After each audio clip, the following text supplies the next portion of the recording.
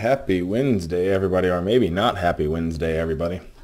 So this week, as kind of noted last week, that if we broke these specific key levels, especially that 275, 276 area, things were about to get pretty ugly, and that is exactly what we saw over the last week.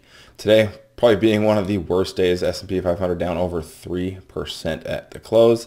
Looks like it's kind of hanging up a little bit here after hours, kind of after probably those market on close orders. But overall, I think we have crossed into the red for the S&P 500 again on the year. So earlier in the year, back in May, and prior to that, we were red on the year yet again. I would kind of expect at least a similar candle right in here for tomorrow, if not a full panic and then wash out, kind of get everybody washed out, and then a rebound. So I'm going to actually be looking specifically tomorrow to actually get some risk on, especially in the SPY VOO area. But just kind of be aware that, once everybody kind of realizes that we're red on the year, just be very careful with those type of things.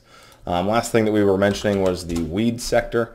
And after the legalization happened, I believe it was the 17th, quite a few of those names just sold off right before that day. So like CGC, everybody got anticipation. They got super excited.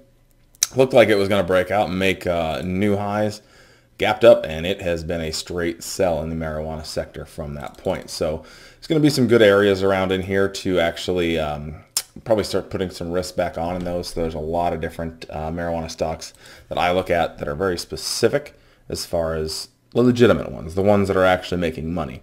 I believe Aurora just debuted 2 days ago, and that's a name that I'm specifically looking at. And just kind of that sector where once everybody kind of gets out from the play, pay attention to those names that are performing well. So I'm going to kind of keep it overall general market.